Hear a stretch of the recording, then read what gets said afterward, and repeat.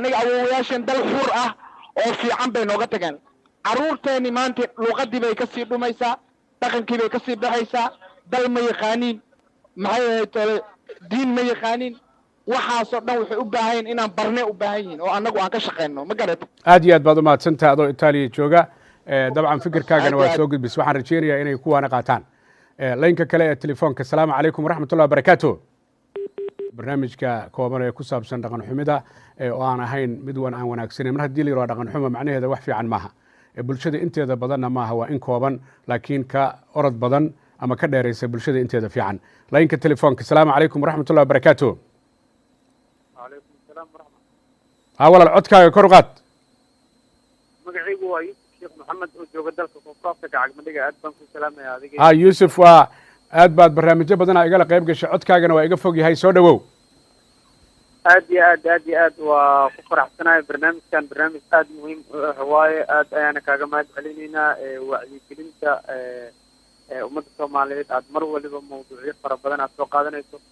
barnaamijkanna waxaan dhihi lahaa in dad fara badan oo Soomaaliyeed oo baraha bulshada waxyaabo khaldan ku soo bandhiga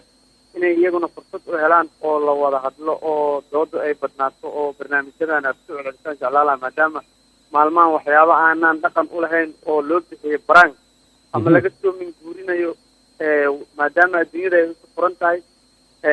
dad kale oo luqado kale ku hadlaya waxyaabo ay samaynayaan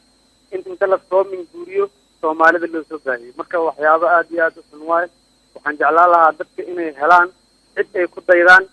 wax oo aad weyn oo ballaaran oo dhaqanka Soomaaliyeed ka hadla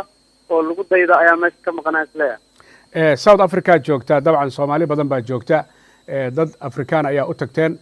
marka aad fiirisaan hab dhaqanka ka waran wallahi dadkan aan la noolnahay waa dad gaala ah oo waxyaabo fara badan oo annaga diinteena naga xarimayso ama dhaqankeena uu aad diidayo yani iyaga caadi ay la tahay haddii aan aniga dadkan waxa ay ku dhaqmaan aan dadkayga soo gudbiyo ka warra oo dad muslimiin ah oo Soomaaliyeed waa wax laga fiican yahay sooma aad iyo aad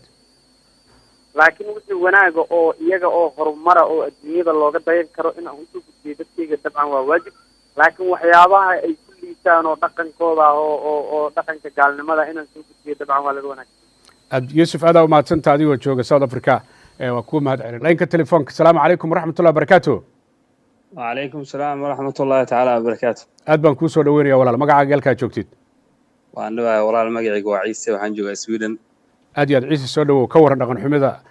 dadka Soomaalida markaa fiirida gudaha iyo dibadda war cagmadhiga horta hore maanta fursadaan aan helay fursad qaali waa ku leh haye dhibaato badan iyo dhaqan xumo aad u weyn waxaan ku aragnay qurbaha fahamtay waa gartay dhiftuna waxayba ka bilaabataa isleeyahay maanta Soomaali haysta inay qurbaha ka bilaabataa aaminsanaa yaa maxaa yeelay dadka maanta jooga waxa uu qabtaaba inuu dad caafimaad qaba ay ku yar yihiin waa gartay waxyaabo aad tusaale u soo qaadan kartid oo ka yaabi waxyaabaha tusaale u soo qaadahay waxay tahay qof walba qofka u dhow asigoo u jeeda xumaantiisa iyo dhibka oo wado oo haddana ugu hiilay ama ugu sacbi aan fahamtay waa gartay dadkuna waxaa waaye nin walba maanta wax laga sameeyay mataqaan uu iska caraysan yahay waxaan aqsan yahay ma fahamtay waa gartay qofa oo imaanay waxa leedahay adoo inaan la hadashaa arabtid uu xanaaqsan yahay waxa ka sameeysan mataqaan qof kale wax kaaga sheegana mataqaan ma fahamtay waa gartay haddii aad dhahdidnay isku soo dhawaanay dhibaatada jirta intee taala dagaal uu taagan yahay ma fahamtay waa gartay marka waxaan dhihi karnaa taas inay horseed u tahay qof walbaba dibacsanaanta ugu weyn inay soo gaartay xagga diinta wahagaag marka la fiiriyo dhulka aad joogtay nidaama ka jira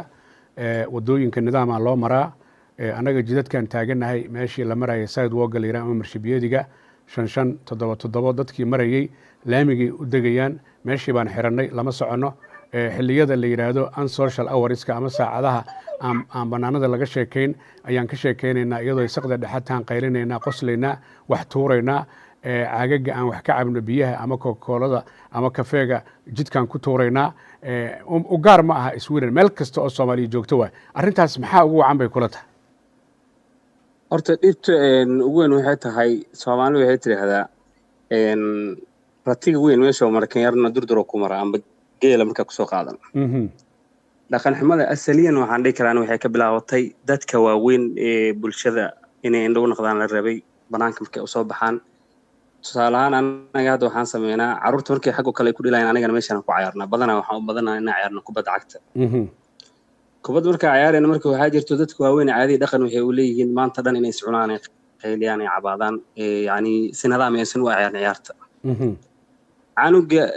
carruurta dhinaca ku dhilaysana waxay qaadanayaan dhaqanka anaga aan sameynayno